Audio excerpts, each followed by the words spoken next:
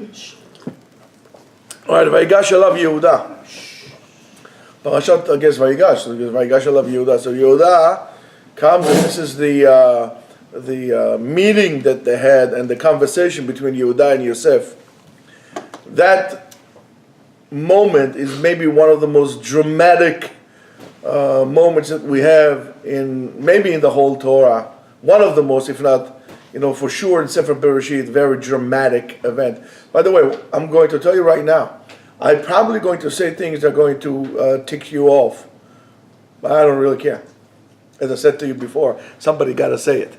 But there's something to learn, and I would try not to go into the regular mahalach. He hinted to you, Menashe yelled. This is not Wembley Stadium, one yelling to the other. I don't know. It's not like Red Sox versus Yankees. Who's going to yell more? It's not for us. Let's graduate from the stories already. It's good for pre-1A or pre-1K or whatever you want to call this thing. Anyway, so that is it's really fascinating, and the struggle between them really looks as an example for something that we usually say, right? Maaseh avot siman lebanim. What the parents do, the kids will follow, right? And because hundreds of years, let's call it this way, before certain events took place, where you see a struggle between Yehuda and Yosef. What I'm referring to is that struggle that happened between the kingdoms of Yehuda, Judea, and Israel after they entered the land. So, and if you look at the Haftarah, which the Haftarah talks about, and it's very controversial. The Haftarah talks about Yecheskel, about how Yehuda and Yosef, which is really Ephraim, are really going to come down together, and so on and so forth. The unification of the kingdom of Judea and the kingdom of Beit Yosef. So, if you look at it this way, I guess from the very, very beginning, there's something strange is happening here, because they were never united. Now, Yosef is coming there, he's sitting there on his throne, playing his little game, and everybody else is quiet. Comes Yehuda and opens his mouth. Well, okay, so you're going to tell me he's the leader and they're a bunch of whips. But they weren't a bunch of whips. I mean, Shimon, Levi, they were like Delta Force. They went into Shechem, they killed up the whole entire nation, They were like, U.S. snipers over there, they're hardcore. However, Yehuda alone gets up to Yosef where everybody else sits down and watches what's going to happen. Who knows what would have happened if all the brothers would have got up and say, we are with you, and then they will come to Yosef like this, your buddy. Right? Who knows what's going to happen in the future? But from the very beginning, there is a certain separation, and it looks like they were never ever became one kingdom ever. They never. Even at the time of David and Shlomo so-called unified the kingdom, it seems, if you would look objectively, it was more like a federal system rather than a functioning country. In other words, as much as you're going to have, California and New York and Wisconsin and Idaho and all these things, a federation, it looks like, and you have one president. So it was here. There was two kingdoms that were put together with one king. But there was a federation. It wasn't one nation. And it's very sad. It's very, very sad. And immediately after he dies, Shlomo dies, it's the end of the story. We know, of course, the story about Achia Shiloni and so on, that really separates, and he's the one who initiated that separation between the kingdoms of Israel and Yehuda, and really determined the history of Am Yisrael from this point and on. If you look at this, who are we? Are we Israelites, or we are Jews? We're Jews. And Jews comes from Judea and Samaria, but from Judea.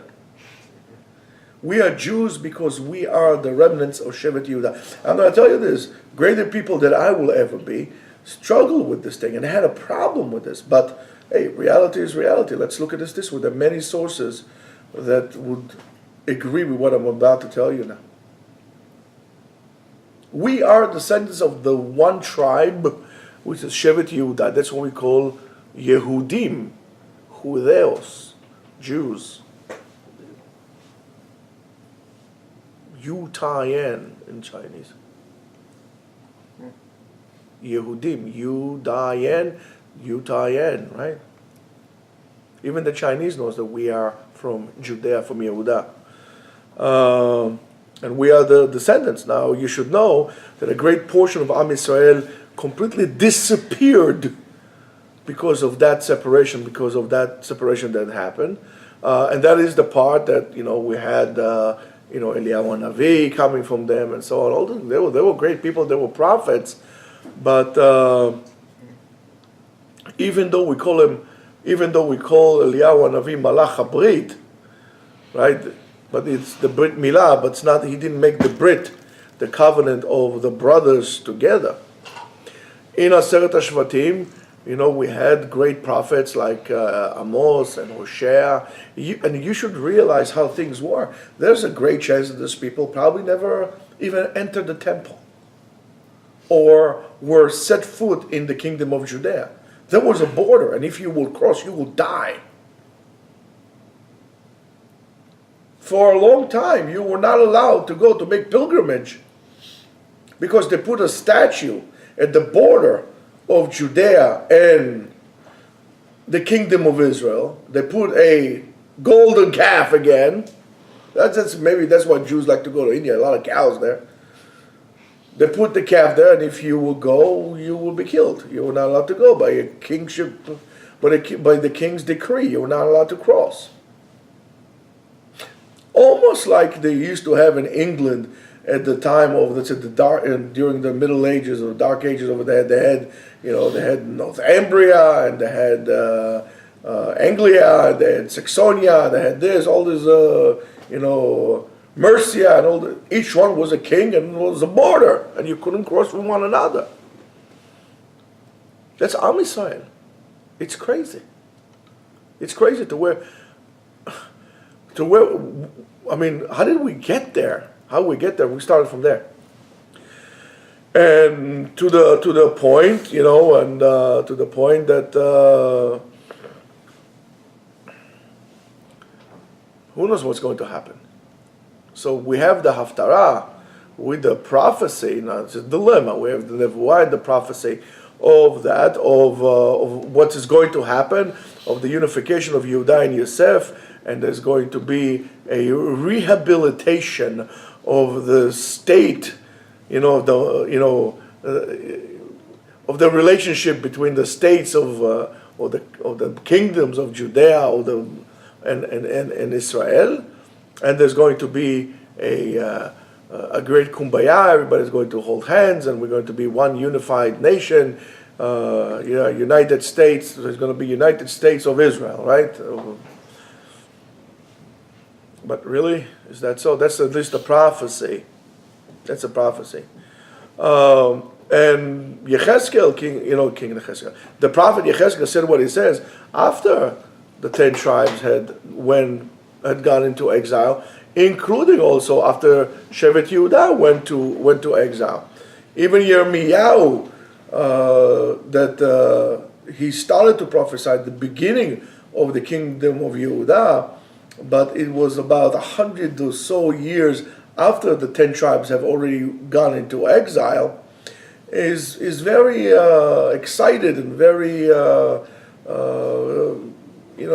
excited about this about the return of the 10 tribes, and that became of course, very popular.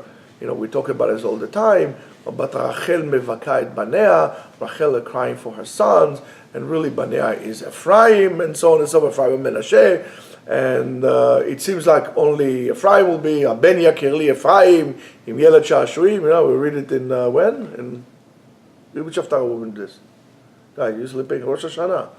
Ben Yakir li Ephraim im Yeled Sha'ashuim, right? And so on and so forth. And also Hosea and Amos, which prophesies on the destruction of the kingdom of Israel. Also, there's a prophecy that Am Yisrael is going to come back together in this greatest kumbaya, in the greatest jamboree. Everybody's sitting together. I guess, banging the drum, smoking pot. Who knows what they're going to do there. However, it's a little problematic with the way the Midrash is approaching that. Because there are certain nevuot, certain prophecies that would not fulfilled. So we go along and we say, okay, well, that's still in the future. They won't fulfill because still in the future. However, if we're just going to go with these prophecies, I think we're missing out a big point in what prophecies and how prophecies really work. And I see that you guys are interested in listening. However, no, they are. Look at everybody there. However, it might not sit along with whatever you were learned, you were taught so far, because ultimately it's something that we all have to do. It has to do with our responsibility, and we don't like to be responsible. We like an easy job. So. If you look at it this way, the 10 tribes, including the sons of yourself, were really completely erased off the face of the earth, basically. And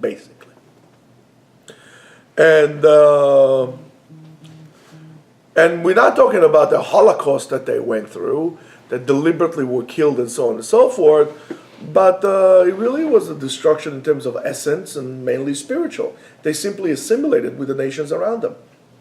Even though we have many traditions of people and areas, Jews and non-Jews alike, they claim that they're descendants of the 10 tribes, it's really a nice story, but as they say, no cigar.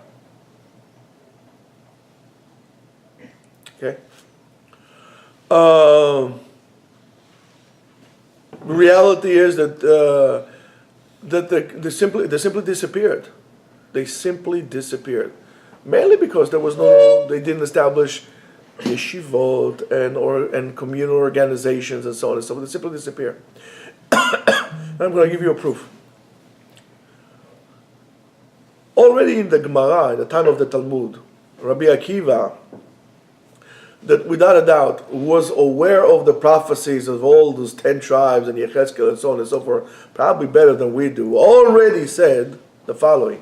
Aseret Ashvatim, the 10 tribes, Einam Atidim Lachzor Ve'ibaditam Bagoim. In other words, these are the 10 tribes.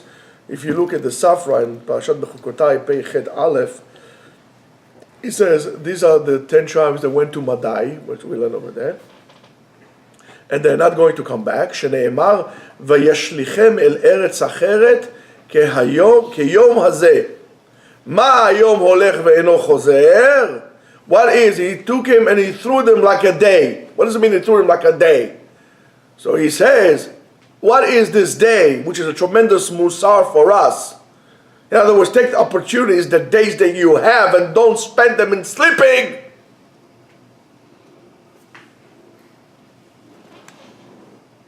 And don't tell me you're spiritual. By all means, do not tell me you're spiritual when you get up at 9 o'clock in the morning, with your catheter in, and they tell me you're spiritual. You want to be spiritual, get up in that Etzachama. I really mean that. Spirituality is not for lazy people. You have to work hard. Those people were gone. Not this day, he says, Kayom hazeh, this day goes back and never comes back. In other words, there were never going to be another day in the history of the world like today. And you waste it. That's it. Every day is a reason for celebration. Guys, by the way, eat and say Leilui Nishmat. This is Leilui Nishmat who? Leilui Nishmat Avraham Dadon ben Rachel v'Shalom. תהיה נשמתו צורה בצור החיים. What is this day goes and doesn't come back? So are these people. אף הם הולכים ואינם חוזרים. These 10 tribes, they left and they're not going to come back. These are the words of Rabbi Akiva. He knows that they were lost. He knows that they were lost. The Yerushalmi Sanhedrin says the following: Aseret HaShvatim en lahem chelek la'olam haba. They don't have a part of the world to come. Ve'enam ro'im la'atid lavo. Looking over there in Perek Yud al Chavav. In other words, they are not going to see the coming of Mashiach.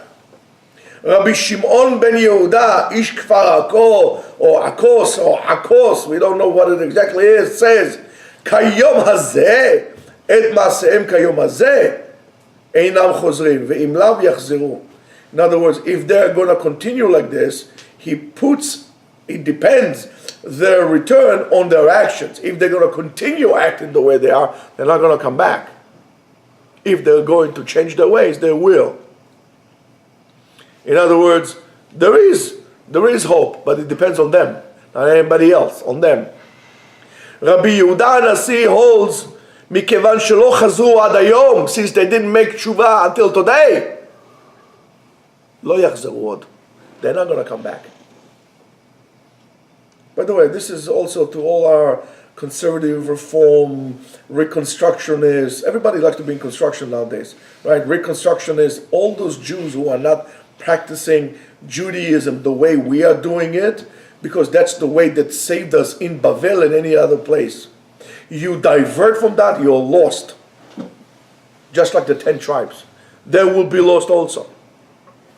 So, but he says, Ulam ba'imem la'olam haba. They were going to come in the world to come. Shene'emar bayom ha'u, in that day, itaka b'shofar gadol. He's going to blow in a great shofar, and then v'shavu, and then all those people who were lost, they're going to come back. They're going to find a spiritual GPS, and they're going to come. But bayom ha'u, not now.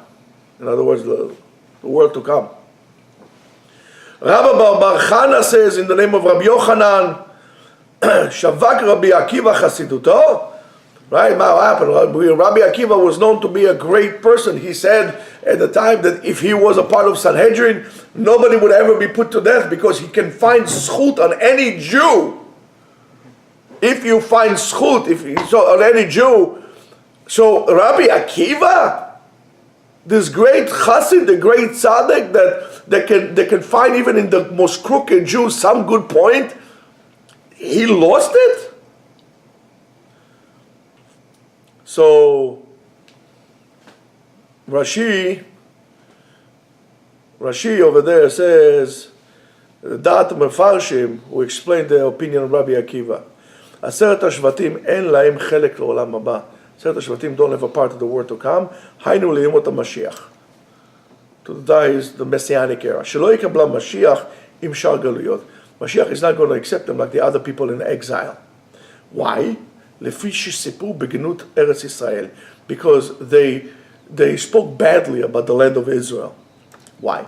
Ki ka'asher galu bnei aseret hashvatim lamakom hanikra Shush, when they were exiled to a place called Shush, Amru, they said, Ze shaveh le'artzenu. Oh, this is like Israel. Oh, we don't have to go back. Uksheba'u lamakom hanikra Almin, to the place it's called Almin, they said, Makom ze shaveh Yerushalayim. Look over there in Daf Tzadik Daled, Amud Aleph. This place is like Yerushalayim. I don't need to go back. It's like Yerushalayim here. You didn't have it inside Al Na'arot Bavel, Sham Yeshavnu Bachinu Bezochrenu Etzion. Lo Etzion, Etzion. Shevet Yehuda will come back. He's going to see Mashiach. Why? Because they never forgot Zion. ותחזינה עינינו בשובך לציון ברחמים, קבצנו מארבע כנפות הארץ לארצנו. They said, no, what should I come? It's very good here, Maricopa, it's very yofi, sababa. Ala kefak, I don't need to come back. However, all these things would not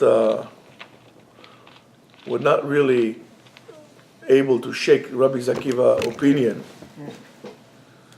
or his not that his emunah is not lacking in Nevi'eh Emet, in our prophets.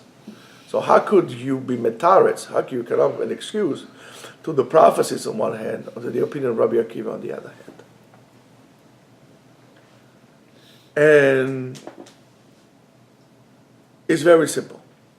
Because we understand that the words of the prophets are a description of stories or events that will happen.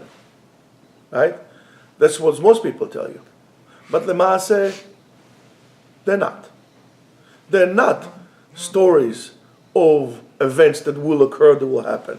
But rather, they present to us the purpose, the essence, and a direction of what will happen to whoever is worthy for him to happen. If bechukotai telechu, if you're going to do this, that's going to be the prophecy, and so on and so forth.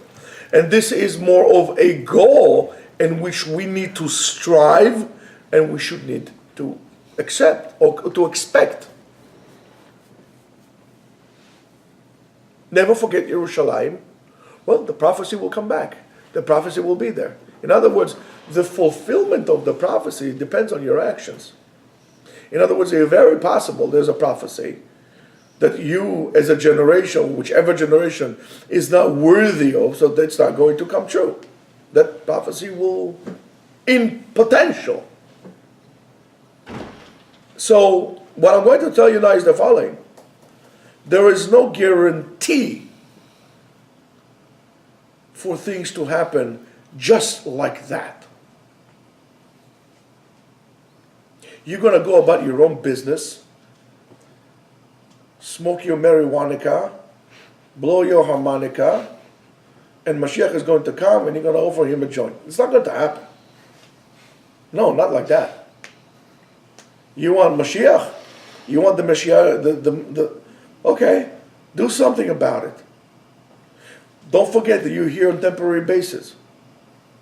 Strive to go back to your homeland. Do what you need to do. Enhance your emunah. Build yeshivot. Build Talmudei Torah. Stop fighting with one another. Stop with this nonsense that's called Sfaradim, Ashkenazim, Parsim, Bukharim, Gruzinim, Marokkaim, Polanim. Stop with this. Stop. Don't you understand? You are one dysfunctional family. Stop. You already saw what happened to most of your family. They disappeared because they were so fighting with one another. They didn't strive to unite. They had a chance. They didn't want to. Why? Because of kavod, of honor. Their own personal kavod and honor was more important than kavod shamayim. If they were truly concerned about HaKadosh Baruch Hu and His Torah, there's no room for my kavod. It's all for the king. It's all for Hashem. But if you're going to continue striving for your own personal kavod in an excuse that you're doing God's work, and you know you're not, you're going to be lost like the Ten Shvatim. The prophecy is going to be there as nice poetry. It's never going to materialize. And you should know that, I don't know, maybe, I don't know, don't quote me on the dates, maybe 1,000, maybe 1,500 years after Yirmiyahu and Yechezkel, and more than, probably 1,500 years or so and probably like around 1,000 years after Rabbi Akiva, Tosfot says the following. Tosfot says, and Tosfot, listen, Rabotai, they're all very, very smart people. All the chevra of Tosfot over there, sitting in Provence. They said the following: Ein navi mitnabe, ela al ma shera'ui lihiyot. The prophet does not give prophecy only on what is appropriate to happen. Im lo yeh chet, as long as there's no sin. If there is sin, it ain't going to happen. If there's not going to be sin, then at the end, I'll do this and this will happen, right? V'shavu banim, and everybody comes back, and we'll sit in a nice kumzitz in Yerushalayim. We'll eat psachim, and we'll eat shawarmas, and everybody's going to get along together with everybody. If there's not going to be sin, as long as you don't change your ways, as long as you continue in your own crooked ways, the prophecy is not going to be no more than just words of what was appropriate to happen. We know that in every generation we have all kind of those bright lights. We call them Nevi'eh Sheker. That really would preach you about Geulah that is not dependent on anything. Geulah, you sit there, you drink Blue Moon or whatever beers you drink over there, eat your McDonald's, and you don't have to, with your shiksa wives and everything. And redemption is going to come. You just have to be there. We're not Christians. In Christianity, you can do whatever you want. For crying out, you can be Hitler. As long as you believe in the Savior, you're good. That by us, it doesn't happen like this. Geulah, redemption, comes when a person redeems himself from his sin, redeems himself from his bad ways, redeems himself from his habits. A person needs to understand he needs to build the Beit HaMikdash. Beit HaMikdash comes down from Shamayim is a very nice concept. But you have to be about to bring it. We say every generation in which Beit HaMikdash is not built, is not being built, is like it's being destroyed. We don't say in any generation when Beit HaMikdash was finished. Finished means you don't have to do anything. I just came in here, I put the mezuzah up, finished. Every generation that is not busying itself building Beit HaMikdash is like it's being Beit HaMikdash being destroyed in his time. So that's why I told you, that's why it's very not popular what I just told you. Because just like anything else, it is your responsibility.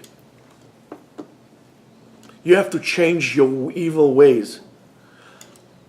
A song like that.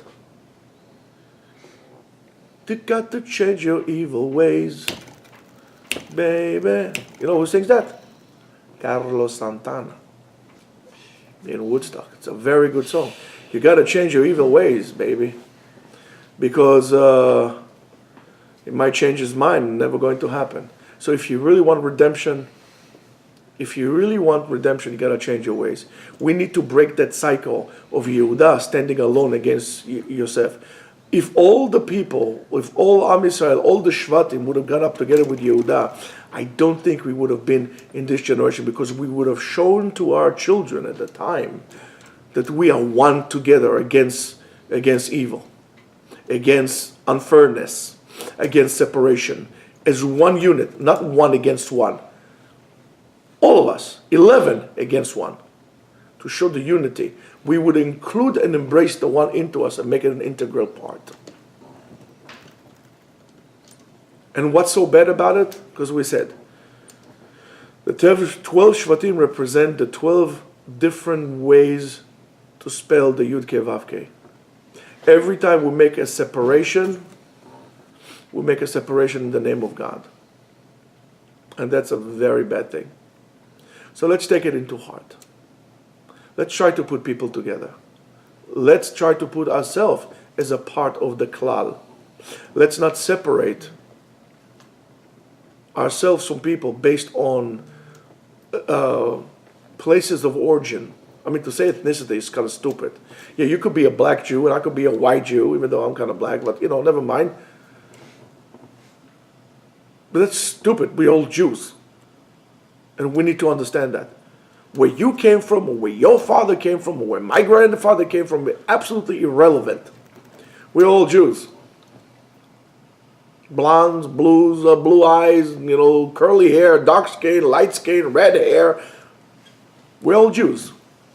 So if you see and you hear people that discriminate against Jew against another Jew, well, you have it in you, because after all, you are all descendants of Yehuda. Stand up and say, listen, buddy, you're doing it wrong. I'm standing with him.